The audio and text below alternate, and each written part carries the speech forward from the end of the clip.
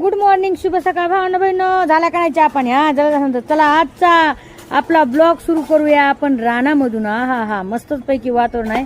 आणि चला म्हणलं तुम्हाला तसं पण तुम्हाला ब्लॉग आवडतेच माझ्यावाले. खूप जणांनी मला कमेंट टाकलं ताई ब्लॉग टाकायचा, थँक्यू सो मच. आणि आज काम होतं, आज एक मस्त म्हणजे एक जरुरी काम होतं. आपल्याला जायचं होतं जालन्याला जायचं होतं. आणि तुम्हाला पण माहिती आहे जालना किती लांब आहे आंबडपासून.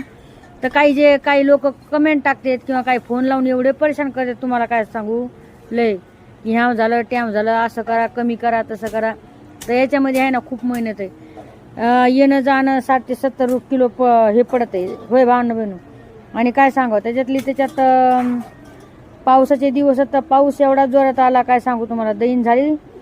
पण आता काय करावं, पोटासाठी तर करावंच लागते. तितक्यात एका ताईचं पार्सल पण नाही गेलं. इथं आपण 10 पार्सल आणले होते, एक वापस नेलं. तर अशी काही गोष्ट असती. कसं आहे माहिती आहे का, जीवनामध्ये खूप सारा संघर्ष करावा लागतोय. आणि काही कमेंट टाकणाऱ्याला काही बोलणाऱ्याला काही नाही, नुसत्या बड्या बाता असतात त्यांच्यावाल्या.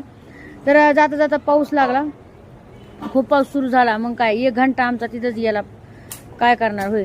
आणि याच्यावर आलो होतो, स्कूटीवर आलो होतो, कारण की आमच्याकडं गुणी होती पार्सलची.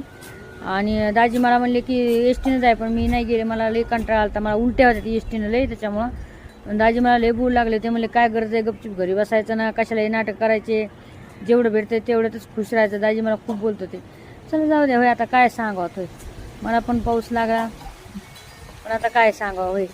तरी पण चला लाईक शेअर कमेंट करायला विसरू नका. एक कमेंट टाका, लाईक करा. आणि कसे वाटतात आपले मिनी ब्लॉग नक्कीच सांगा. लव यू सगळ्यांना. आजचा दिवस तुमचा खूप खूप छान सुखमयी आनंदी जाऊ. बाय.